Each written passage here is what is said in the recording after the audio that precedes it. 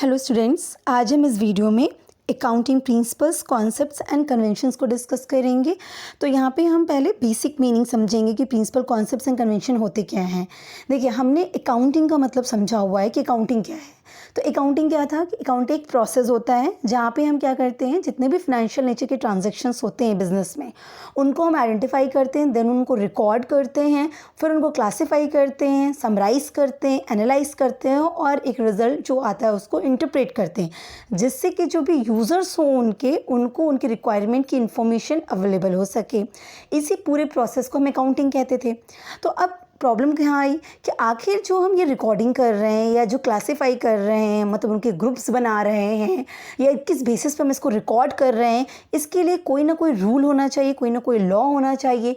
किन के बेसिस पे, किन एजम्पशंस के बेसिस पे या किन रूल के बेसिस पे हम ये सारा प्रोसेस कंप्लीट करेंगे, जिसको हम अकाउंटिंग कह रहे हैं।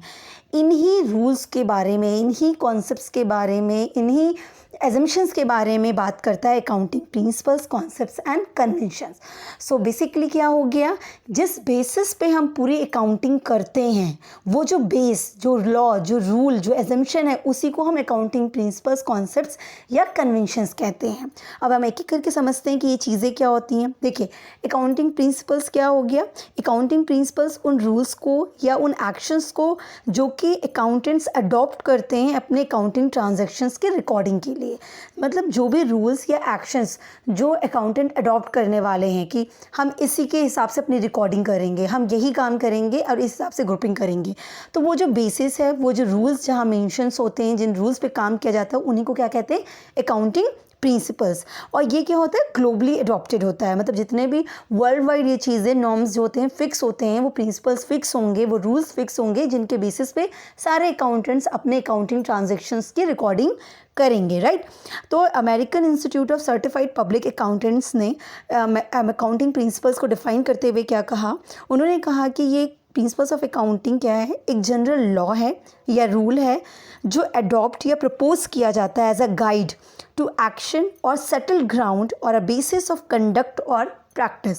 तो उन्होंने कहा कि ये जो पूरे अकाउंटिंग प्रिंसिपल्स होते हैं वो एक तरीके से जनरल लॉ हैं या रूल हैं जो कि अडॉप्ट किए जाएंगे, जिनके बेसिस पे आप क्या करेंगे, आप अपने वर्क को कंप्लीट करने वाले हैं, आप एक्शंस लेने वाले हैं, या आपको गाइड करेगा या प्रपोज करेगा कि देखिए ये रूल है, आपको ये काम करना चाहिए या आप ऐसे काम करेंगे, आप एक्शन करेंगे।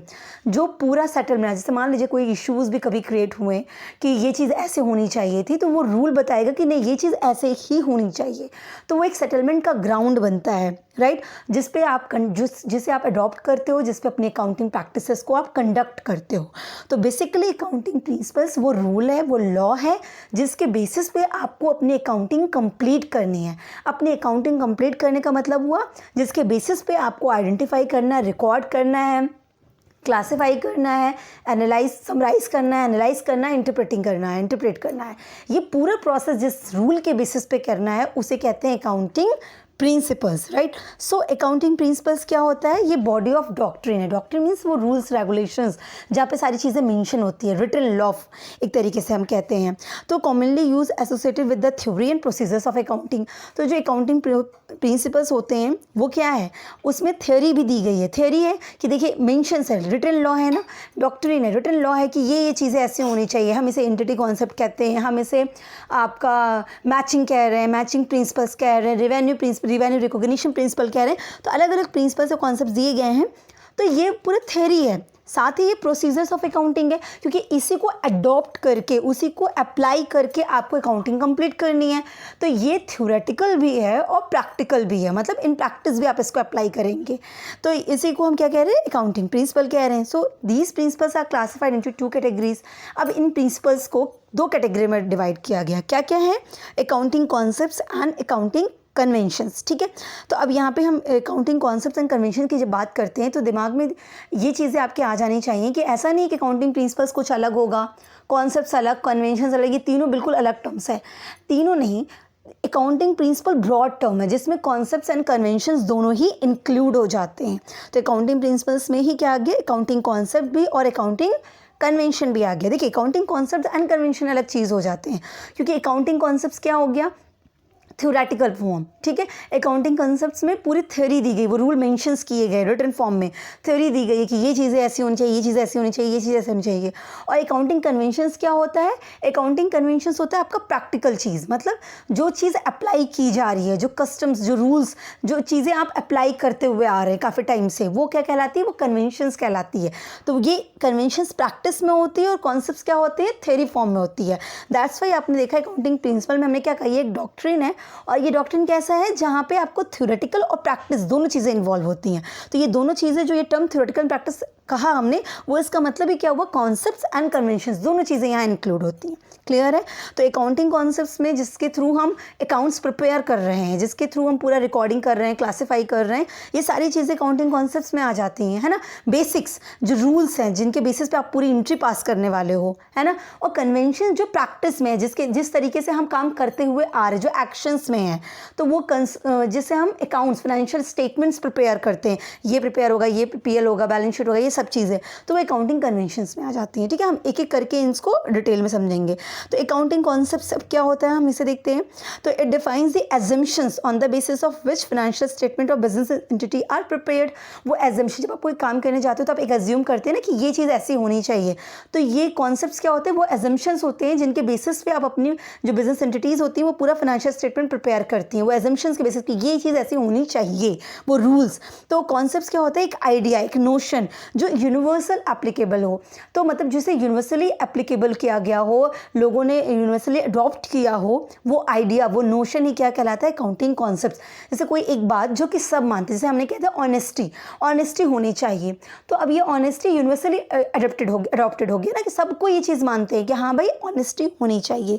तो एक आइडिया, एक नोशन जो सबको ही मानने वाले हों, उसी के बेसिस पे आप अकाउंट प्रिपेयर करने वाले हो। इसका मतलब क्या हो गया कि अकाउंटिंग कॉन्सेप्ट जितने भी होते हैं वो यूनिवर्सली एक्सेप्टेड होंगे, मतलब सभी कोई उसको मानेगा, है ना। सबके थ्रू वो चीज़ें दी गई हैं, वो रूल्स मेंशन कर दिया गया है। तो it mainly helps in recording of business transaction and preparing final account. तो ये वो रूल्स हैं जिनके बेसिस पे आप अपने बुक्स ऑफ अकाउंट्स में पूरी रिकॉर्डिंग करते हैं, मतलब जो जर्नल एंट्रीज आप जो पास करते हैं, जो ट्रायल बैलेंस या लेजर आप क्रिएट कर रहे हैं, सब चीज़ें बना रहे हैं, वो जिन रूल्स के बेसिस पे करने वाले हैं वो क्या कहलाएंगे? Accounting concepts. तो अकाउंटिंग प्रिंसिपल तो ये सारे इंक्लूड है, तो यहाँ पे वो सारे क्या कहलाएंगे? अकाउंटिंग कॉन्सेप्ट्स कहलाते हैं। तो एक एग्जाम्पल के तौर पर देते हैं क्या क्या होते हैं आपके अकाउंटिंग कॉन्सेप्ट। जैसे बिजनेस एंटिटी कॉन्सेप्ट हो गया, कॉस्ट कॉन्सेप्ट हो गया, गोइंग कंसर्न हो गया, डुअल एस्पेक्ट हो गया, मैचिंग कॉन्सेप्ट हो गया, ये सारे के सारे क्या कहलाते हैं? Accounting concepts. और कई जगह पे आप देखेंगे कि इन्हीं को प्रिंसिपल्स के नाम से भी लिखा जाता है, जैसे cost principle, business entity principles, going concern principles. तो बेसिकली अब आपको क्लियर है कि चाहे कॉन्सेप्ट्स हो या कन्वेंशन, दोनों मिलकर ही तो प्रिंसिपल्स को फ्रेम कर रहे हैं। प्रिंसिपल्स के अंदर तो ये दोनों ही चीज़ें आ जाती हैं, ठीक है। बट बेसिकली वो रूल्स एंड रेगुलेशन जो कि चाहे थ्योरी फॉर्म में दिया गया हो, चाहे इन प्रैक्टिस हो, जो चीज़ें, उसको ही हम प्रिंसिपल्स कहते हैं, अकाउंटिंग प्रिंसिपल्स। तो यहाँ जो चीज़ें दी गई हैं वो थ्योरेटिकल फॉर्म में दी गई हैं, जिसको हम क्या कह रहे हैं? कॉन्सेप्ट्स। वो रिटन लॉ, रिटन रूल्स जो थ्योरेटिकल फॉर्म में आपको मेंशन किए गए हैं, that is all accounting concept, जो कि सबके थ्रू एक्सेप्ट किया जा रहा है। अब ये एक एक, जब हम अकाउंटिंग कॉन्सेप्ट्स के डिटेल्स में पढ़ेंगे तो वहाँ हम एक एक कॉन्सेप्ट्स को बहुत अच्छे से क्लियर करेंगे कि बिजनेस एंटिटी कॉन्सेप्ट क्या होता है, कॉस्ट कॉन्सेप्ट क्या होता है, इसको हम डिटेल में विद एग्जांपल समझेंगे, ठीक है। अब हम बात करते हैं अकाउंटिंग कन्वेंशंस की। तो कन्वेंशंस क्या होते हैं? तो it emerge out of accounting practices adopt by various organisation over a period of time. तो ये क्या कहते हैं? ये अकाउंटिंग कन्वेंशंस आया कहाँ से? अकाउंटिंग कन्वेंशन जो अकाउंटिंग प्रैक्टिसेस बहुत टाइम पीरियड से ऑर्गेनाइजेशन अडॉप्ट किए हुए थे। जैसे आप कहते हैं ना, हम तो ऐसे ही करते आए हैं, तो जो चीज़ आप ऐसे ही करते आए हैं, जो बहुत लंबे समय से ऑर्गेनाइजेशन जिस तरीके से काम या जिस तरीके से वर्क कर रही थी, जो एक्शन में उनके था, दैट इज़ अकाउंटिंग कन्वेंशंस। तो ये फोकस करता है preparation and presentation of financial statement को। Financial statement basically trial balance, basically profit and loss account, balance sheet, ये सब चीज़ें जो प्रिपेयर हो रही हैं, इनको प्रेजेंट करने के लिए अकाउंटिंग कन्वेंशंस हेल्प करता है। तो ये क्या, इसके लिए यूनिवर्सल एप्लीकेशन ज़रूरी नहीं है। ऐसा नहीं है कि वाइडली एक्सेप्टेबल है, ऐसा कोई कंपल्शन नहीं है। एक्सेप्टेबल है, इट्स गुड, नहीं एक्सेप्टेबल है तो भी ऐसा नहीं है कि ये वाइडली एक्सेप्टेबल होगा तभी कन्वेंशन बनेगा। तो कन्वेंशन के लिए वाइडली एक्सेप्टेबल होना ज़रूरी नहीं होता है। कन्वेंशन डिनोट्स कस्टम्स और ट्रेडिशंस और uses which are in use since long. तो कन्वेंशंस का मतलब ही होता है कि वो कस्टम या वो ट्रेडिशन जो आप बहुत लंबे समय से यूज़ कर रहे हो, बहुत लंबे टाइम से आप वैसा ही इन प्रैक्टिस आप कर रहे हो, इसीलिए कन्वेंशन को क्या कहा गया, इन प्रैक्टिस। और कॉन्सेप्ट को क्या कहा गया, थ्योरेटिकल चीज़ें कही गई ना, रूल्स कॉन्सेप्ट जो सबने माना हुआ है वो चीज़ हो गई कॉन्सेप्ट। और कन्वेंशन क्या हो गया, जो प्रैक्टिस में है, जो आपका ट्रेडिशन है, हम ऐसे करते हैं, हम ये चीज़ ऐसे प्रिपेयर करते हैं, हम इन चीज़ों को ऐसे ट्रीटमेंट करते हैं, तो वो क्या कहलाता है, आपका अकाउंटिंग कन्वेंशंस कहलाता है। तो अगर हम बात करें यहाँ पे कि क्या क्या अकाउंटिंग कन्वेंशंस हैं, तो अकाउंटिंग कन्वेंशंस में आता है कंसिस्टेंसी, जो चीज़ एक बार अडॉप्ट की गई वही हमेशा चलेगी। हमने अगर कोई चीज़ का एक मेथड है, हमने अडॉप्ट किया कि हम ऐसे ही ट्रीटमेंट करेंगे इस पर्टिकुलर चीज़ का, तो हमेशा हम वैसा ही ट्रीटमेंट करेंगे, तो दैट इज़ कंसिस्टेंसी। हम डिटेल में पढ़ेंगे इन सब चीज़ों को। डिस्क्लोजर मतलब हर एक चीज़ को हम फाइनेंशियल स्टेटमेंट में शो करते हैं, क्योंकि ये कन्वेंशंस बेसिकली किस पे फोकस करता है, आपके फाइनेंशियल स्टेटमेंट को प्रिपेयर करने में और प्रेजेंट करने में। तो यहाँ पर डिस्क्लोजर है कि हम क्या क्या चीज़ें अपने फाइनेंशियल स्टेटमेंट में शो करने वाले हैं, फुल डिस्क्लोजर होना चाहिए ना। कंजर्वेटिज्म है, मैटेरियलिटी है, मटेरियल क्या चीज़ें हैं क्या नहीं है, है ना, इमटेरियल चीज़ों को हम इंक्लूड नहीं करेंगे। तो बेसिकली हम इन चारों चीज़ों को डिटेल में भी पढ़ेंगे, पर यही वो चार चीज़ें हैं जिसको हम अकाउंटिंग कन्वेंशंस के अंदर इंक्लूड करते हैं। ठीक है, तो आई होप आपको प्रिंसिपल्स, कॉन्सेप्ट्स एंड कन्वेंशंस तीनों में मतलब समझ में आया होगा कि ये चीज़ें हैं क्या। अब एक एक करके हम कॉन्सेप्ट्स एंड कन्वेंशन में डिटेल में जितने पॉइंट्स दिए गए हैं हम उनको डिस्कस करेंगे। तो अब हम एक एक कॉन्सेप्ट्स को यहाँ पे समझेंगे। तो जैसे एंटिटी कॉन्सेप्ट्स क्या कहता है, पहला कॉन्सेप्ट हमारा ये कहता है कि it states that business enterprise is a separate entity या identity apart from its owner. तो एंटिटी कॉन्सेप्ट में बेसिकली कहा जाता है कि जो कंपनी है, जो बिजनेस है, उसका और उसके ओनर का अलग अलग है, दोनों अलग अलग, उनकी सेपरेट एंटिटी होती है। अगर मान लीजिए कि कंपनी है XYZ कंपनी और उसको शुरू मैंने किया, तो मैं बीइंग एन ओनर एक अलग एंटिटी हो गई, और ये कंपनी एक XYZ ये कंपनी जो है ये अलग एंटिटी हो गई। तो ओनर का उस कंपनी से एक सेपरेट एंटिटी होती है, ये एंटिटी कॉन्सेप्ट कहता है। तो जब हम बिजनेस में रिकॉर्डिंग करते हैं तो बिजनेस में हम कौन सी रिकॉर्डिंग करेंगे, जो बिजनेस ट्रांजैक्शंस होंगी, है ना, जो उस XYZ कंपनी को बिलोंग कर रही होंगी, ना कि वो जो बीइंग एन ओनर मैंने अपनी ट्रांजैक्शंस की होंगी, राइट। तो यहाँ पे क्या है, entity concept means that enterprise is liable to the owner for capital investment made by the owner since the owner invested capital he has claim on the profit of the enterprise. इस separate entity concept की वजह से ही हम जो balance sheet बनाते हैं, और balance sheet में आप जो कैपिटल को लायबिलिटी साइड में दिखाते हैं, वो इस सेपरेट एंटिटी कॉन्सेप्ट की वजह से होता है। हम कैपिटल को लायबिलिटी क्यों दिखा रहे हैं, भाई ये कैपिटल लगा के तुमने बिजनेस शुरू किया, तो हम उसको लायबिलिटी में क्यों दिखा रहे हैं, हम इसीलिए दिखा रहे हैं क्योंकि ये मेरे ऊपर मतलब ये बिजनेस के ऊपर, क्योंकि ये जो रिकॉर्डिंग आप करते हैं वो कहाँ कर रहे हैं, बिजनेस की बुक्स में कर रहे हैं, बिजनेस को एक एंटिटी मान के कर रहे हैं। तो वो क्या कहते हैं कि ये कैपिटल जिसके थ्रू आपका बिजनेस शुरू हो रहा है, ये किसी एक्स पर्सन ने दी हुई है, मतलब ये ओनर ने दी हुई है, वो एक अलग पर्सन है। अब उसने इतना पैसा लगाया है मेरे इस बिज़नेस को शुरू करने के लिए, तो अब ये हमारी लायबिलिटी बनती है कि इसका ये कैपिटल का पोर्शन जो है हमें पे ऑफ करना है। अब वो पे ऑफ करने के लिए क्या तरीका माना जाता है कि जो इस कैपिटल से हम बिज़नेस रन कराएंगे और उससे जो प्रॉफिट आएगा, वो प्रॉफिट हम इनको डिस्ट्रीब्यूट कर देंगे। उससे क्या रिजल्ट आता है कि हम प्रॉफिट इनको डिस्ट्रीब्यूट कर देंगे। ठीक है, तो मेन चीज़ क्या हो गई, मेन चीज़ ये हो गई कि सेपरेट एंटिटी कॉन्सेप्ट कहता है कि ओनर का उसके बिजनेस से दोनों का अलग अलग एग्जिस्टेंस होती है, दोनों अलग एंटिटी होते हैं, और जो हम बुक्स में रिकॉर्डिंग करते हैं वो ओनर के पॉइंट ऑफ व्यू से नहीं, हम बिजनेस ट्रांजैक्शन के पॉइंट ऑफ व्यू से करते हैं। इसीलिए हम ड्राइंग वगैरह को क्या करते हैं, ओनर्स की कैपिटल में से लेस करते हैं, है ना। अब यहाँ पे एक एग्जांपल है कि इस कॉन्सेप्ट के बेसिस पे हम कैसे एप्लीकेबिलिटी करते हैं। तो इसी कॉन्सेप्ट की वजह से कैपिटल कहाँ दिखता है, लायबिलिटी साइड में दिखता है, और जो ओनर का अपना पर्सनल एक्सपेंस होता है वो एज अ ड्राइंग हम कैपिटल से डिडक्ट करते हैं। कैपिटल मेरे पास लायबिलिटी थी कि मिस्टर एक्स जो कि ओनर है, उन्होंने इतना कैपिटल लगा के बिजनेस शुरू किया, अब ये पैसा मेरे ऊपर एज अ कैपिटल लायबिलिटी दिख रही थी। अब मिस्टर एक्स ओनर थे, इन्होंने पर्सनल एक्सपेंसेस के लिए इतना पैसा विड्रॉ किया बिजनेस से, तो वो हम क्या कहेंगे, भाई जो मेरी लायबिलिटी है उसमें से थोड़ा कम कर दीजिए, तो हम ड्राइंग को कैपिटल से लेस कर देते हैं। ये सब कुछ किसकी वजह से हुआ, सेपरेट एंटिटी कॉन्सेप्ट की वजह से हुआ। सेकेंड कौन सा है, मनी मेजरमेंट कॉन्सेप्ट। ये क्या कहता है मनी मेजरमेंट कॉन्सेप्ट कहता है कि हम सिर्फ उन्हीं ट्रांजैक्शंस को रिकॉर्ड करेंगे जिनको मनी में मेज़र किया जा सकता है।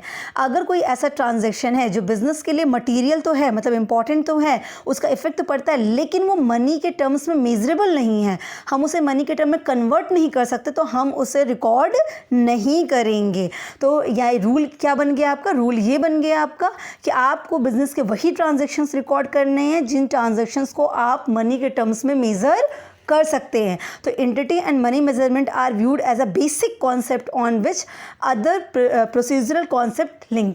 तो अब बाकी जितने भी कॉन्सेप्ट्स हैं वो इन्हीं दोनों के बेसिस पे चलेंगे, ठीक है। ये दोनों सबसे इंपॉर्टेंट कॉन्सेप्ट कह जाते हैं। तो जैसे एक एग्जांपल लेते हैं, स्ट्राइक, ऑर्गेनाइजेशन में स्ट्राइक हो गया, एम्प्लॉयज़ ने स्ट्राइक कर दी, हड़ताल कर दी, तो क्या हम उसकी रिकॉर्डिंग करेंगे? नहीं, हम उसकी रिकॉर्डिंग नहीं करेंगे। क्यों नहीं करेंगे? अपने बैलेंस शीट में, अपने प्रॉफिट एंड लॉस में कहीं नहीं दिखाएंगे कि स्ट्राइक हो गया, नहीं दिखाएंगे। क्यों? क्योंकि हम उस स्ट्राइक को मनी के टर्म में मेज़र नहीं कर पाएंगे, फाइनेंशियल टर्म में मेजरेबल नहीं है, इसलिए हम उसको रिकॉर्ड नहीं करेंगे। सिमिलरली आपके बिजनेस में जितने भी एम्प्लॉई हैं, आखिर वो एम्प्लॉई आपकी क्या है? आपकी एसेट्स से एम्प्लॉई, उन्हीं की वजह से तो बिज़नेस रन कर रहे हैं, लेकिन हम उन एम्प्लॉयज़ को कहीं भी बिज़नेस में मेज़र नहीं करते, उनको कहीं भी रिकॉर्ड नहीं करते कि मेरे पास 100 एम्प्लॉई हैं, मेरे पास 500 एम्प्लॉई हैं, उनकी क्या हम कहीं एंट्री करते? नहीं। हाँ, उनको जो पेमेंट करते हैं, सैलरी, वेजेस, उसकी हम रिकॉर्डिंग करते हैं, लेकिन एम्प्लॉई, इतने एम्प्लॉई मेरे पास, इतनी मेरी एसेट्स हैं, इस तरह हम उनको कहीं रिकॉर्ड नहीं करते। क्यों? क्योंकि वो मनी के टर्म में मेजरेबल नहीं है, ठीक है। अब हम बात करते हैं पीरियोडिसिटी कॉन्सेप्ट। ये क्या कहता है? ये कहता है कि आपका जो अकाउंट प्रिपेयर कर रहे हो वो हमेशा कैसा होना चाहिए? एक स्पेसिफिक पीरियड के लिए होना चाहिए, ठीक है।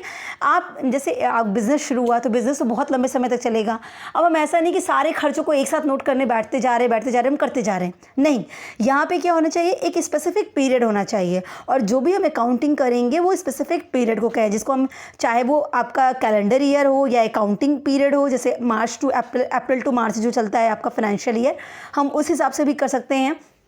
जनरली जो है अप्रैल टू मार्च वाला चलता है, 1 अप्रैल टू नेक्स्ट ईयर का 31 मार्च, यही फाइनेंशियल ईयर है हमारा अकाउंटिंग पीरियड कहा जाता है। पर ये कैलेंडर ईयर भी हो सकता है, ये ऑर्गेनाइजेशन टू ऑर्गेनाइजेशन वैरी करता है, कोई फिक्स ये नहीं कहा गया है कि हमेशा अप्रैल टू मार्च हो। लेकिन इनकम टैक्स में अप्रैल टू मार्च चलता है, तो बिजनेस कॉन्सेप्ट क्या कहता है कि भाई जो चीज़ रिलेवेंट हो, जो सही बने, वही काम करना चाहिए। अगर इनकम टैक्स के पॉइंट ऑफ व्यू से आपको अप्रैल टू मार्च चलना है तो अकाउंटिंग पीरियड भी आप अप्रैल टू मार्च रखो, इसीलिए जनरली अप्रैल टू मार्च का पीरियड रखा जाता है। तो यहाँ पर हम क्या करते हैं कि सारे एक्सपेंसेस को पर्टिकुलर पीरियड तक ही करते हैं कि इससे इस टाइम पीरियड में क्या क्या खर्चा हुआ, क्या क्या इनकम हुई, क्या क्या एक्सपेंस हुआ, क्या क्या चीज़ें हुई, वो सारी ट्रांजेक्शन जो फाइनेंशियल टर्म में हम रिकॉर्ड करते हैं। तो पीरियोडिसिटी कॉन्सेप्ट की वजह से क्या चीज़ आती है? तो जो एक्रूड एक्सपेंस होता है या एक्रूड रिवेन्यू होता है, वो सब किस कॉन्सेप्ट की वजह से आए? पीरियोडिसिटी कॉन्सेप्ट की वजह से आए, है ना। Due to different accounting period there is accrued और received, if not different period then no concept of accrual. तो एक्रूवल का कॉन्सेप्ट ही जो आया कि एक्रूड रिवेन्यू है, एक्रूड एक्सपेंसेस है, ये सब किसकी वजह से आया? पीरियोडिसिटी कॉन्सेप्ट की वजह से आया। नेक्स्ट हमारा क्या हो गया? Accrual concept. एक्रूवल कॉन्सेप्ट क्या कहता है? Recognition of revenue and cost. इन्होंने क्या कहा कि एक्रूवल कॉन्सेप्ट कहता है कि जो चीज़ें हैं, चाहे वो रिवेन्यू हो और चाहे वो कोई आपका एक्सपेंस हो या कोई कॉस्ट है, वो अर्न हो गया या इनकर्ड हो गया या रिसीव हो गया या पे हो गया, ठीक है। हमको क्या करना है? इन दोनों में, रिसीविंग या एक्रूड, दोनों में जो पहले हो जाए हमको उस बेसिस पे उसको मेज़र कर लेना है। मेरा कहने का मतलब क्या हो गया कि जैसे सपोज़ करिए कि आपने कोई इनकम अर्न की, मैं किसी के यहाँ जॉब करती हूँ, मेरी सैलरी, ठीक है, जॉब करने पे मुझे सैलरी मिलती है। अब मैंने जॉब कर ली, सर्विस परफॉर्म कर दी, पर मेरी सैलरी अभी तक नहीं आई। तो क्या मेरी सैलरी नहीं आई तो मैं अपने पीएल में जो अपना रिकॉर्डिंग कर रही हूँ वहाँ पे मैं सैलरी को क्या नील कर दूँगी? वहाँ 1 महीने की सैलरी रिकॉर्ड नहीं करूँगी? नहीं, ऐसा नहीं है। क्यों? क्योंकि मैंने अर्न तो उसे कर लिया ना, मैंने वहाँ सर्विस दे दी, इसका मतलब मुझे मिलेगी। तो वो क्या हो गया? वो यहाँ पे रिसीव, वहाँ पे इसकी एंट्री हम कर देंगे। तो यहाँ पे क्या कहता है? Accrual means recognition of revenue and cost as they are earned और incurred and not as money is received और पेड। हम इस बेसिस पे नहीं करते कि वो रिसीव हो गया या पेमेंट हो गई, हम वो अर्न कर लिए या वो इनकर हो गई, इस बेसिस पे करते हैं, है ना। इसीलिए आप देखिए, जब आपकी सेल्स होती है तो चाहे क्रेडिट सेल्स हो रही हो, उधार पे आपने माल सेल किया हो, तो भी आप उसकी एंट्री सेल्स में, पीएल में आप सेल्स में टोटल दिखाते हैं। आप क्रेडिट और कैश दोनों ऐड ऑन करके टोटल करके दिखाते हैं। ये नहीं कि क्रेडिट सेल उधार है, पैसा आया कहाँ भी, जब पैसा रिसीव होगा उस ईयर उसको दिखाएंगे जिसमें पैसा रिसीव होगा, ऐसा नहीं हम मानते। तो एक्रूवल कॉन्सेप्ट कर रही है, अगर आपने अर्न कर लिया या इनकर कर लिया तो आप उसको शो करेंगे, ठीक है। मैचिंग कॉन्सेप्ट क्या कहता है? नेक्स्ट हमारा मैचिंग कॉन्सेप्ट। ये कहता है कि जितने भी एक्सपेंसेस है वो रेवेन्यू के थ्रू मैच होने चाहिए। जैसे इस पीरियड में मुझे इतने की रेवेन्यू, इतने की इनकम हुई, तो इस पीरियड के जितने भी मेरे एक्सपेंसेस है वो उसी रेवेन्यू से होने चाहिए, वो दोनों क्या होना चाहिए, वो मैच होना चाहिए। ठीक है, ये हमारा क्या होता है, मैचिंग कॉन्सेप्ट होता है। This concept is based on actual concept as it consider the occurrence of expenses and income and do not concentrate on actual inflow और आउटफ्लो ऑफ कॉस्ट। ये कॉन्सेप्ट भी एक्चुअल कॉन्सेप्ट के basis पे ही चलता है कि हमने इनकर कर लिया, अर्न कर लिया, तो हमारी रिकॉर्डिंग हो जाएगी। एक्चुअल इनफ्लो आउटफ्लो कैश का होना ज़रूरी नहीं है। और इसी मैचिंग कॉन्सेप्ट की वजह से प्रीपेड एक्सपेंसेस, आउटस्टैंडिंग एक्सपेंसेस, ये सब चीज़ें यहाँ पे आती हैं। ठीक है, नेक्स्ट कॉन्सेप्ट आता है हमारा गोइंग कंसर्न कॉन्सेप्ट। देखिए, गोइंग कंसर्न कॉन्सेप्ट क्या कहता है, जब हम बिजनेस शुरू करते हैं तो हम ये मान के चलते हैं कि बिजनेस हमारा लंबे समय तक चलेगा। हम ये उम्मीद करके नहीं करते हैं कि हम इस साल बिजनेस करेंगे, नेक्स्ट ईयर उसको बंद कर देंगे, ऐसा हम नहीं करते हैं। तो कहा जाता है कि बिजनेस जब भी शुरू किया जाएगा या फाइनेंशियल स्टेटमेंट जो भी प्रिपेयर किए जाएंगे वो ये एज्यूम करते हुए प्रिपेयर किए जाएंगे कि ये बिजनेस बहुत लंबे समय तक अपना काम करते रहेगा, फॉरसेबल फ्यूचर तक इसका वर्किंग होती रहेगी, ये हम मान के चलेंगे। और हम ऐसा मानते हैं, हमारा एजम्पशन ऐसा है, इसी वजह से हम प्रिलिमिनरी एक्सपेंसेस को राइट ऑफ करते हैं, हम डेप्रिसिएशन लिखते हैं, हम इंटरेस्ट ऑन लोन लिखते हैं अपने एक्सपेंसेस में। क्यों लिखते हैं ये सब, क्योंकि हम गोइंग कंसर्न को मानते हैं। देखिए, जैसे आपको अगर अकाउंटिंग आपका सब्जेक्ट रहा हो और आप कॉमर्स फील्ड से हैं तो आप इस चीज़ को समझ सकते हैं कि डेप्रिसिएशन हम क्या करते हैं कि टोटल एसेट्स जितनी हमारी होती है उसकी कॉस्ट, उसमें से हम स्क्रैप वैल्यू, सॉल्वेज वैल्यू को लेस कर देते हैं, divided by number of life करके जो अमाउंट आता है वो हमारा डेप्रिसिएशन अमाउंट होता है। और हम हर साल उतना अमाउंट डेप्रिशिएट, मतलब उतना अमाउंट एज एन एक्सपेंसेस हम दिखाते जाते हैं और पर्टिकुलर एसेट्स से उतना अमाउंट हम लेस करते जाते हैं। 10 साल अगर उस एसेट्स की लाइफ थी तो 10 साल के बाद हमारा क्या आता है, एक पूरा amount as a depreciation reserve हो जाता है कि हम कल को वो फ्यूचर में वो एसेट परचेज करना चाहे तो हम उस पैसे से एसेट परचेज कर सकते हैं। मतलब हमारा वो एसेट्स की वैल्यू डेप्रिसिएट हो रही है ना, तो हम उस वजह से ये रिजर्व एक तरीके से प्रिपेयर करते हैं। ये डेप्रिसिएशन हो गया। अगर हमने ये माना ही नहीं कि हमारा फ्यूचर, हमारा बिजनेस बहुत लंबे समय तक चलेगा, तो हम 10 सालों तक डेप्रिसिएशन का अमाउंट क्यों मेंटेन कर रहे हैं, राइट? हम नहीं करेंगे। तो अगर गोइंग कंसर्न किसी बिजनेस का हैम्पर करेगा तो डेटर नहीं दिखेंगे, क्रेडिटर नहीं दिखेंगे, डेप्रिसिएशन नहीं दिखेगा। आप इंटरेस्ट ऑन लोन जो पे कर रहे हैं, 20 साल का लोन है, आप हर साल एक्सपेंसेस में इंटरेस्ट दिखाए जा रहे हैं, आप इस कैसे दिखाएंगे, हर साल कैसे दिखाएंगे, क्योंकि वो एक ही साल का है। तो ये सारी चीज़ें किसकी वजह से आती हैं, गोइंग कंसर्न कॉन्सेप्ट की वजह से हम ये सब चीज़ें करते हैं। ठीक है, अब नेक्स्ट हमारा कॉस्ट कॉन्सेप्ट। तो कॉस्ट कॉन्सेप्ट हमसे क्या कहता है कि जो भी एसेट्स आप परचेज कर रहे हो उसको किस कॉस्ट पे रिकॉर्ड करना है, उसको रिकॉर्ड करना है एक्विजिशन कॉस्ट पे, हिस्टोरिकल कॉस्ट पे, मतलब जिस कॉस्ट में आपने इसको एक्वायर किया है। जैसे मान लीजिए मैंने एक बिल्डिंग खरीदी और मैंने बिल्डिंग 2010 में खरीदी, उस वक्त मुझे वो बिल्डिंग 2 करोड़ की मिली, तो मुझे उस बिल्डिंग को एक्वायर करने की कॉस्ट क्या रही, 2 करोड़ रही। अब हो सकता है आज के टाइम में उस प्रॉपर्टी की वैल्यू बढ़ गई हो, उस लैंड की वैल्यू बढ़ गई जिस लैंड पे वो बिल्डिंग थी, और वो 2 करोड़ की बिल्डिंग 10 करोड़ की हो गई हो। तो मेरी बैलेंस शीट में या मेरे यहाँ पे जब आज एसेट्स की हम उसको देखेंगे तो हम क्या आज उस एसेट्स को 10 करोड़ कर देंगे? नहीं, हम उसको आज भी किस पे दिखाएंगे, एक्विजिशन कॉस्ट पे। जिस कॉस्ट पे मैंने एक्वायर किया तो उसी कॉस्ट पे दिखाएंगे। हाँ, ये अलग बात है कि उस बिल्डिंग में से डेप्रिसिएशन की वैल्यू भी लेस करते चले जाएंगे। ठीक है, तो कॉस्ट कॉन्सेप्ट हमारा क्या कहता है कि जो वैल्यू, एसेट्स की जो वैल्यू होगी वो हम कैसे डिटरमाइन करेंगे, वो हम डिटरमाइन करेंगे कि किस वैल्यू पे, किस अमाउंट पे हमने उसको एक्वायर किया था। आपके बैलेंस शीट में जो फिक्स एसेट्स दिखता है, लैंड, बिल्डिंग, मशीनरी, कार, ये सब ज्वेलरी, ये सब जो दिखेगा उसकी वैल्यू कितनी होनी चाहिए। तो कॉस्ट कॉन्सेप्ट बताता है कि जितने में तुमने उसे खरीदा हो उतनी वैल्यू वहाँ पे दिखाओ। That is about cost concept, right? और इसीलिए देखिए हम वहाँ पे क्या करते हैं, मार्केट वैल्यू पे कुछ भी रिकॉर्ड नहीं करते, जितने भी परचेज किया हम उस वैल्यू पे रिकॉर्ड करते हैं अपने बुक्स ऑफ अकाउंट में। ऐसा कॉस्ट कॉन्सेप्ट आपसे कहता है। अब रियलाइजेशन कॉन्सेप्ट क्या कहता है, ये कॉस्ट कॉन्सेप्ट को फॉलो करता है। तो कहता है कि अगर कोई आपके एसेट्स की वैल्यू में कोई चेंज हो रहा है तो वो हम तभी रिकॉर्ड करेंगे जब वो हमें रियलाइज़ होगा। ठीक है, एक एग्जांपल के लिए देखिए कि when an asset is recorded at its historical cost that is ₹5 lakh and even if it is current cost is 15 lakh, such changes is not counted unless there is certainty that such change will be materialise. भले ही हमारा कोई asset था जो 5 लाख का था और आज उसकी करंट वैल्यू 15 लाख की है, हम उसको 15 लाख पे तब तक नहीं दिखाएंगे जब तक कि उस चेंजेस को, मतलब उस 5 लाख की वैल्यू को 15 लाख दिखाना हमारे लिए बहुत ज़रूरी ना हो जाए। और ऐसा कब होता है? ऐसा होता है जब आप बिज़नेस सेल करने जा रहे हो, आपका बिज़नेस कोई एक्वायर कर रहा है, आप मर्ज कर रहे हो किसी और के साथ, अपना मर्जर हो रहा है, या आप अपना बिज़नेस लिक्विडेट कर रहे हो, बंद कर रहे हो। ऐसी सब सिचुएशन में आप आ जाते हो करंट कॉस्ट पे। अदरवाइज अगर आप गोइंग कंसर्न कॉन्सेप्ट को फॉलो कर रहे हो तो हमेशा कॉस्ट कॉन्सेप्ट ही चलता रहेगा आपका, ठीक है। अब यहाँ पे एग्जांपल क्या हो, एक चीज़ और इम्पॉर्टेंट है जो जानना है कि going concern concept, cost concept, realisation concept, ये वो कॉन्सेप्ट्स हैं जो आपको वैल्यूएशन का क्राइटेरिया देते हैं कि क्या अमाउंट, क्या वैल्यू आपको शो करनी है, ठीक है। इन्हीं कॉस्ट के बेसिस पे, इन्हीं कॉन्सेप्ट्स के बेसिस पे आप अपनी वैल्यू लिखते हैं, ठीक है।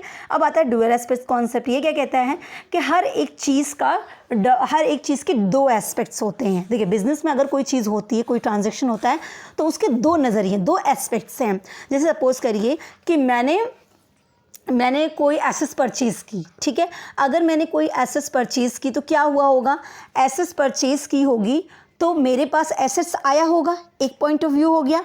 दूसरा पॉइंट क्या हो गया, मेरे पास से कैश चला गया होगा, है ना, मेरा कैश कम हो गया होगा। अगर मैंने कैश परचेज़ की है तो मेरा कैश कम हो गया होगा और मेरे पास एसेट्स आ गए होंगे, है ना। अगर मैंने क्रेडिट परचेज़ किया, उधार पे परचेज़ किया गया होगा, तो क्या दो नज़रिया क्या बना, एक तो मेरे पास एसेट्स आई, मेरे फिक्स एसेट्स में एसेट्स दिखने लगेगी। अब दूसरा, मेरे ऊपर लायबिलिटी आ गई क्योंकि मैंने भी उसका पेमेंट नहीं किया है, परचेज़ तो कर लिया पर पेमेंट नहीं किया है, तो मेरे क्रेडिटर खड़े हो जाएंगे, है ना, उधार है ना, तो मेरे पास क्रेडिटर खड़े हो जाएंगे, तो क्रेडिटर दिखने लगेंगे लायबिलिटी में। तो हर एक ट्रांजेक्शन के 2 एस्पेक्ट्स होते हैं, दैट इज़ डुअल एस्पेक्ट्स। एक डेबिट होगा और एक क्रेडिट होगा, है ना। अगर एसेट्स आ रहा है तो कुछ जा भी रहा है ना। अगर आपके पास एक बढ़ रहा है तो दूसरी तरफ एक लायबिलिटी भी क्रिएट हो रही है।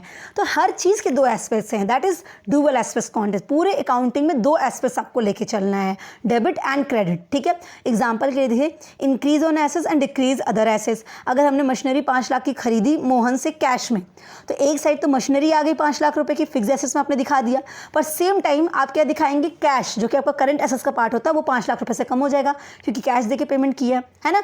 अगर इसी तरीके से हम बात करते हैं कि अगर हमने एसेट्स को परचेज़ किया था उधार पे, कैश में नहीं, तो क्या हो गया, अब हमारा एक साइड तो हमारा मशीनरी दिखेगा, है ना, आपका 5 लाख से, दूसरी साइड क्या हो जाएगा, लायबिलिटी एज अ क्रेडिटर हमारा 5 लाख दिखने लगेगा। तो हर चीज़ के 2 एस्पेक्ट्स होते हैं, यही कहता है आपका डुअल एस्पेक्ट्स कॉन्सेप्ट। तो जो आपका इक्वेशन आया था, अकाउंटिंग इक्वेशन, वो किस कॉन्सेप्ट की वजह से आया है, डुअल एस्पेक्ट कॉन्सेप्ट की वजह से, क्योंकि यही तो डेबिट क्रेडिट की बात करता था। और ये इक्वेशन क्या होता है, इक्वेशन क्या कहता है, देखिए बैलेंस शीट को अगर ध्यान से समझिएगा तो एक साइड पूरा एसेट्स हो गया और दूसरी साइड आपकी पूरी क्या आती है, लायबिलिटी। मतलब पहली साइड जब आप बैलेंस शीट बनाएंगे तो पहली साइड लायबिलिटी दिखेगी, दूसरी साइड क्या दिखता है, एसेट्स। तो ये जो लायबिलिटी वाला कॉलम होता है वो 2 चीज़ों से मिलकर बना होता है, एक इक्विटी और दूसरा क्या, लायबिलिटी, है ना। और एसेट्स वाला पूरा का पूरा एसेट्स होता है, फिक्स एसेट्स और करंट एसेट्स बस। ऊपर लायबिलिटी वाले में क्या क्या आता है, लायबिलिटी वाले में आपका इक्विटी भी आ जाता है, प्लस आपकी करंट लायबिलिटीज़ या नॉन करंट लायबिलिटीज़ ये सब भी आ जाती हैं। तो क्या कहते हैं कि दोनों साइड हमेशा इक्वल होना चाहिए। अगर इस साइड लायबिलिटी साइड का टोटल 10 लाख है तो एसेट साइड का टोटल भी 10 लाख होना चाहिए, दोनों इक्वल होना चाहिए, यही इक्वेशन है। तो इक्विटी प्लस लायबिलिटी, मतलब एक लायबिलिटी साइड हो गया total, is equal to assets, assets में आपका पूरा आ गया। या हम ये कहें कि इक्विटी में से, एसेट्स में से लायबिलिटीज़ को अगर लेस कर देते तो जो बचेगा वो क्या कहलाएगा, इक्विटी। या हम ये कहें equity plus long term liabilities plus current liabilities, ये पूरा हो गया, क्योंकि इक्विटी मतलब आपका कैपिटल वाला पोर्शन प्लस आपका लायबिलिटी में करंट और शॉर्ट टर्म दोनों आती है, ये तीनों को आप ले लीजिए। उधर आप एसेट्स में क्या क्या ले लेंगे, फिक्स एसेट्स और करंट एसेट्स, ये सब एक दूसरे के इक्वल होते हैं, दोनों हमेशा इक्वल होंगे। ये चीज़ यहाँ पे आ गई आपका, ठीक है। यहाँ पे हमने क्या देखा, हमने यहाँ पे पूरी तरीके से जो कॉन्सेप्ट्स हैं, अकाउंटिंग कॉन्सेप्ट जिनके बेस पे आप अकाउंटिंग करते हैं, वो पूरा क्लियर कर लिया। अब हम बात करते हैं कन्वेंशंस की, है ना। कन्वेंशंस क्या होते हैं, हमने डिस्कस कर लिया था कि जो ट्रेडिशन, जो आप करते आए हैं काफ़ी लंबे समय से, जो चीज़ प्रैक्टिस में है, जो आप करते आए हैं प्रैक्टिकली, वो कन्वेंशंस कहलाते हैं। तो एक कॉन्सेप्ट क्या आता है, कंजर्वेटिज्म। तो कंजर्वेटिज्म क्या कहता है कि हमेशा क्या करना चाहिए, हमेशा लॉस के लिए रेडी रहो। आप इनकम को भले फोकस मत करो कि तुम्हें ये फ़ायदा होने वाला है, लेकिन अगर कहीं कोई लॉस होने वाला है तो उसके लिए तुरंत आपका दिमाग चलना चाहिए। तो हमेशा आपको किस चीज़ को, जो भी पॉसिबल लॉसेस हैं उनके लिए हमेशा आप अकाउंटेंट को क्या होना चाहिए, फोकस्ड होना चाहिए। और इनकम एंटिसिपेट कर दो, उसके लिए आपको ज़्यादा फोकस करने की ज़रूरत नहीं। इनकम है तो ठीक है, कोई प्रॉब्लम नहीं है, लेकिन अगर कहीं लॉस हो रहा है तो पहले उसको काउंटर करो, उसको ध्यान दो, ठीक है। यही कॉन्सेप्ट है कंजर्वेटिज्म कहता है। कंजर्वेटिज्म कॉन्सेप्ट की वजह से ही हम हमेशा उन चीज़ों की वैल्यू कम अमाउंट को दिखाते हैं। हमको अगर कोई चीज़ एसेट्स या कोई चीज़ मेरे पास है जिसकी वैल्यू ज़्यादा है और एक तरफ वैल्यू कम है, हम दोनों में से कौन सी की रिकॉर्ड करें, तो हमेशा कंजर्वेटिज्म क्या कहता है, हमेशा कम वैल्यू को लो। कम सोच के चलो सही चलेगा, ज़्यादा सोच के चलोगे तो प्रॉब्लम आएगी। तो कंजर्वेटिज्म कॉन्सेप्ट ये कहता है। इसी कॉन्सेप्ट की वजह से आप प्रोविज़न ऑफ टैक्स बनाते हैं, प्रोविज़न फॉर डाउटफुल डेब्ट्स लिखते हैं। क्या कि हमको फ्यूचर में लॉस हो सकता है, कल को हमारा कोई डेटर है जिसको पेमेंट कर रहा है, वो हमें पेमेंट ना करे तो आज से ही इस तरह के डेटर के लिए कुछ पैसे इकट्ठा करते जाओ, अपने प्रॉफिट से कुछ पोर्शन इकट्ठा करते चलो, प्रोविज़न करो। फ्यूचर में मुझे टैक्स देना है, आज से ही कुछ पैसा टैक्स के नाम पे निकालते चले जाओ, प्रोविज़न फॉर टैक्स। तो ये सब क्या है, ये कंजर्वेटिज्म कॉन्सेप्ट की वजह से आया है। तो ये है कन्वेंशंस का एक पार्ट, ठीक है। स्टॉक को हम वैल्यू करते हैं, क्लोजिंग स्टॉक को, तो क्या वैल्यूएशन का मेथड है, कॉस्ट और NRV, net realisable, whichever is lower. क्यों? क्योंकि इसी कंजर्वेटिज्म की वजह से कि कम है तो ठीक है, ज़्यादा मत रखो, है ना। प्रॉफिट को एंटिसिपेट मत करो, लेकिन लॉस को, जितने भी पॉसिबल लॉसेस हो उनको इनकाउंटर कर लो आप, ठीक है। तो यहाँ पे जो है फ्यूचर लॉसेस को प्रूडेंस क्या कहता है, judgement about the possible future losses जो हो सकते हैं, आप उनको पहले फोकस करो, ठीक है। दूसरा क्या आता है, कंसिस्टेंसी। कंसिस्टेंसी क्या आता है, यूनिफॉर्मिटी। अगर आपने कोई अकाउंटिंग पॉलिसीज़ फॉलो कर ली है, अब आप हर अकाउंटिंग पीरियड में वही अकाउंटिंग पॉलिसी को फॉलो करें, कंसिस्टेंटली आप उसी पॉलिसी को फॉलो करें। अगर आप वो पॉलिसी चेंज करते हैं तो आपने क्यों चेंज की, उसका क्या इम्पैक्ट होने वाला, आप उसको पूरा डिस्क्लोज़र दीजिए, आप पूरा एक्सपोज करिए उसको कि आपने ऐसा क्यों किया, क्या रीज़न है। और ये सब करने के पीछे कुछ स्पेसिफिक रीजंस दिए गए हैं। अगर ऐसी सिचुएशन आती है तभी आप अपनी पॉलिसी को चेंज करेंगे। तो वो अगर नहीं है तो आपने जो पॉलिसी अडॉप्ट की आपको हमेशा वही कंसिस्टेंटली वही फॉलो करना पड़ेगा। फॉर एग्जांपल, अगर आपने डेप्रिसिएशन के लिए कोई मेथड फॉलो कर लिया, चाहे स्ट्रेट लाइन मेथड हो या रिटन डाउन वैल्यू मेथड है, WDV या SLM, आपने कोई एक फोकस किया, कोई एक अप्लाई कर दिया, तो आपने एक बार जो अप्लाई किया आप हमेशा वही वाला मेथड अप्लाई करोगे, है ना। इन्वेंट्री आपका वैल्यूएशन करना है, आपने जिस मेथड से इन्वेंट्री को वैल्यू करवा किया है, फीफो, लीफो, हीफो, जो भी मेथड आपने कराया, एवरेज मेथड, आपने जो मेथड एक बार अडॉप्ट किया है आप हमेशा वैल्यूएशन उसी मेथड से करेंगे, ठीक है। आप उसको चेंज नहीं करेंगे। अगर चेंज करते हैं तो क्यों चेंज किया, आपको ये डिस्क्लोज करना पड़ेगा। देन है मेटलर्टी कॉन्सेप्ट। ये क्या कहता है, ये कहता है कि हम अपने बिजनेस में सिर्फ उन्हीं चीज़ को रिकॉर्ड करेंगे अपने फाइनेंशियल स्टेटमेंट में जो चीज़ मटेरियल है। अगर कोई चीज़ मटेरियल नहीं, मतलब इंपॉर्टेंट नहीं है, जिसका बिजनेस पे कोई इंपैक्ट नहीं पड़ता है, तो वो चीज़ की रिकॉर्डिंग हम यहाँ नहीं करेंगे, अपने फाइनेंशियल स्टेटमेंट्स को डिस्क्लोज नहीं करेंगे, उसको शो ऑफ नहीं करेंगे, ठीक है। और मटेरियल प्रिंसिपल जो होता है वो सुपरसीड करता है बाकी सारे प्रिंसिपल्स को, सारे कॉन्सेप्ट्स को। कोई भी चीज़ अगर मटेरियल है, इंपॉर्टेंट है, जिससे कि यूजर्स का डिसीजंस या बिजनेस का डिसीजन चेंज हो सकता है, तो उसको फिर हम नोटिंग करेंगे, अदरवाइज हम नहीं करेंगे। और इसके अलावा एक और कन्वेंशन है, that is disclosure, full disclosure. तो आपको जो कुछ भी फैक्ट्स एंड फिगर्स आपके सामने है उसको आपको डिस्क्लोज करना है। हर एक चीज़, आपकी पॉसिबल लाइबिलिटीज़ कोई बनती है, कल को हो सकता है कोई लाइबिलिटी हो, तो भी आपको वहाँ मेंशन करना है। हर चीज़ का डिस्क्लोजर आपके फाइनेंशियल स्टेटमेंट में होना चाहिए। और इसी वजह से हम कंटीजेंट लायबिलिटी को भी शो करते हैं, ठीक है। कंटीजेंट लायबिलिटी क्या होता है, हम कभी डिस्कस कर लेंगे इस चीज़ को, कि पॉसिबल लॉसेस हो सकता है कि आपके ऊपर ये लायबिलिटी पड़े, हो सकता है कि आपको ये पे ऑफ करना पड़े। वो कंटीजेंट लायबिलिटी जो श्योर एंड सर्टेन नहीं है, पर हो सकता है कि पे ऑफ करना पड़े। तो अगर हो सकता है भी केस है तो भी आप उसका डिस्क्लोजर करिए। तो ये आपके कन्वेंशंस हो गए। आई होप आपको क्लियर हुआ होगा। और इन्हीं प्रिंसिपल से, इन्हीं कॉन्सेप्ट्स में से 3 ऐसे कॉन्सेप्ट्स हैं जिनको कहते हैं फंडामेंटल अकाउंटिंग एजम्पशंस। वो 3 कौन कौन से, going concerns, consistency and accrual. ये 3 फंडामेंटल अकाउंटिंग एजम्पशंस कहे जाते हैं, ठीक है, जो गैप के थ्रू आए हुए हैं। Going concern, consistency and accrual. I hope आपको सारी चीज़ें क्लियर हुई होंगी। Wish you all the best. Thank you so much.